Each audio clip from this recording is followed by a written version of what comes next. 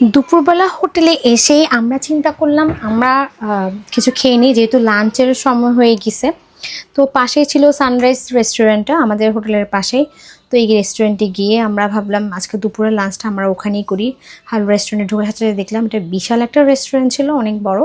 আর এখানে অনেকগুলো গেম ছিল, সবাই খেলতেছিল। আমাদের যে হোটেলে আমরা উঠছি ওখান থেকে আমাদের ব্রেকফাস্টটা কমপ্লিমেন্টারি ছিল। তো সকালবেলা আমরা এখানেই ব্রেকফাস্ট করব। তখন আমরা সবাই খেতে বসলাম, যেহেতু আমাদের পেটে অনেক খিদা ছিল, আমরা দুপুরে আসছি।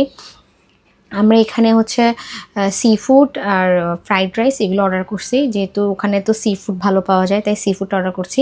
এটা দুইটা হচ্ছে ফ্রাইড রাইস ছিল, আর এটা হচ্ছে হোয়াইট রাইস এবং হচ্ছে সি ফুড ছিল। এটা খুবই টেস্টি ছিল, মানে অনেক রকমের মাছ ছিল এখানের মধ্যে। আর আমি তো এমনিতে মাছ খেতে অনেক পছন্দ করি। তো আমরা খাওয়া দাওয়া করলাম, খাওয়া দাওয়া সেরে নিয়ে তা আমরা ভাবলাম একটু হাঁটি। তা আমাদের হোটেল থেকে সামনে গেলেই তো অনেকগুলা শপ আছে, অনেক কিছুর এখানে মানে অনেক শপ আছে, বিচ পাড়ে অনেক রকমের শপ আছে, অনেক কিছু কিনতে পাওয়া যায়। তো আমি ফার্স্টে ভাবলাম আজকে যেহেতু আসছি একটু ঘুরে, এখান থেকে ঘুরে হাঁটতে দেখি ওখানে কী অ্যাক্টিভিটি করতে পারবো আমরা আজকে। তো আমরা অ্যাক্টিভ ওয়াটার স্পোর্টসে চলে গেলাম। তো জিজ্ঞেস করলাম ওখানে কী কী অ্যাক্টিভিটি আছে। তো নেক্সটে দেখতে পারবেন আমরা কী কী অ্যাক্টিভিটি করছি, কিন্তু আমরা কী কী অ্যাক্টিভিটি করব। মালদ্বীপ যাওয়া মানে হচ্ছে সব রকমের অ্যাক্টিভিটি করা, পানিতে, পানির বাইরে, সব কিছুই। তো আমরা এখন ওদের কাছ থেকে জিজ্ঞেস করতেছিলাম আমরা কী কী অ্যাক্টিভিটি করব।